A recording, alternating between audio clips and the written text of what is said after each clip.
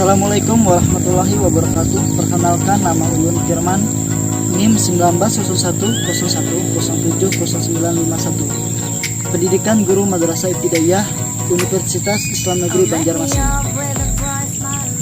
Baiklah, saya di sini akan menjelaskan perkembangan ilmu pengetahuan di dunia.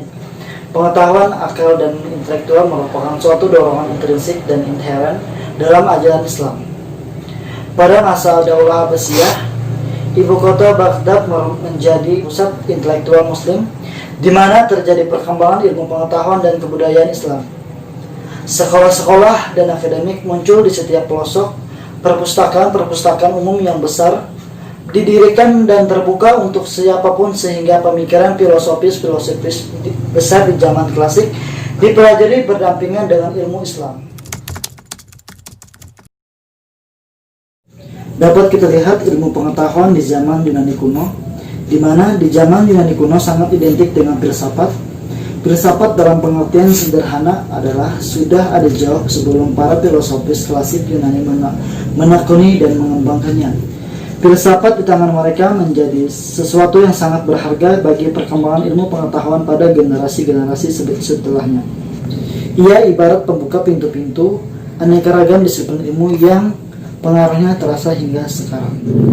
Begitu juga orang Barat, tanpa mengkaji perkembangan filsafat Yunani yang dikembangkan oleh umat Islam, rasanya sulit bagi mereka membangun kembali peradaban mereka yang pernah mengalami masa-masa kegelapan menjadi sangat maju dan mengungguli peradaban-peradaban besar lainnya seperti sekarang ini.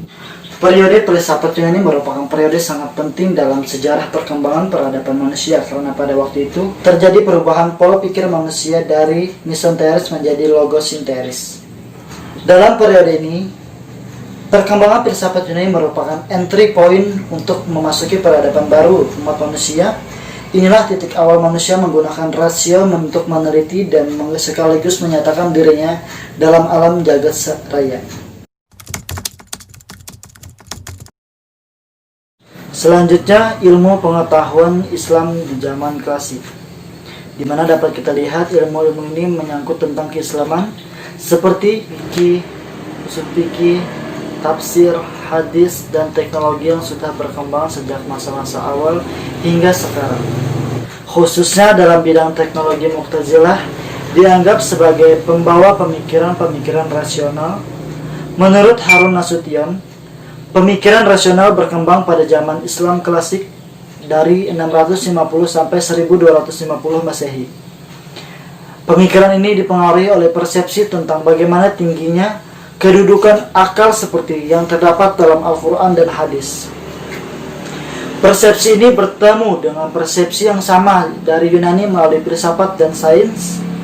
Yunani yang berada di kota-kota pusat peradaban Yunani di dunia Islam di zaman klasik seperti Alexandria, Mesir, Jundis, Syapur, Irak, Antakya, Syria, dan Bastara, Persia.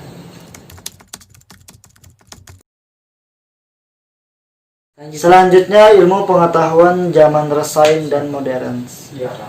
Menurut Michelet, sejarawan terkenal, adalah dia orang pertama yang menggunakan istilah Renaissance. Para sejarawan biasanya menggunakan istilah ini untuk menunjukkan berbagai periode kebangkitan intelektual, khususnya di Eropa, dan lebih khusus lagi di Italia sepanjang abad ke-15 dan ke-16.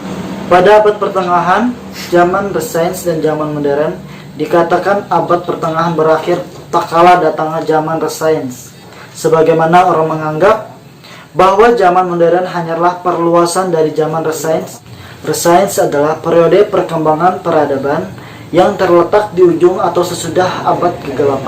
Renaissance merupakan era sejarah yang penuh dengan kemajuan dan perubahan yang mengandung arti bagi perkembangan ilmu. Ciri utama Renaissance yaitu humanisme, individualisme, sekularilisme, empirisme, dan rasionalisme. Sains berkembang karena semangat dan hasil empirisme, sementara Kristen semakin ditinggalkan karena semangat humanisme. Selanjutnya, ilmu-ilmu modern memengaruhi perkembangan ilmu di zaman kontemporer.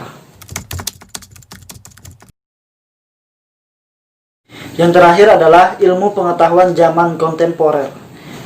Perbedaan antara zaman modern dengan zaman kontemporer yaitu zaman modern adalah era perkembangan ilmu yang berawal sejak sekitar abad ke-15, sedangkan zaman kontemporer adalah era perkembangan terakhir yang terjadi hingga sekarang. Perkembangan ilmu ini di zaman ini meliputi hampir seluruh bidang ilmu dan teknologi, ilmu-ilmu sosial seperti sosiologi, antropologi, psikologi, ekonomi, hukum, dan politik. Zaman kontemporer identik dengan rekonstruksi, dekonstruksi, dan inovasi teknologi di berbagai bidang. Zaman kontemporer merupakan bukti bahwa penemuan teknologi sebagai sebuah perkembangan ilmu masih berkaitan dengan penemuan-penemuan sebelumnya, yang kemudian dikembangkan dengan ukuran fisik yang semakin kecil, tetapi memiliki beragam keunggulan yang lebih besar. Terima kasih. Demikianlah penyampaian materi mengenai perkembangan ilmu pengetahuan di dunia di zaman klasik. Kurang dan lebihnya mohon maaf. Akhirul kalam. Wassalamualaikum warahmatullahi wabarakatuh.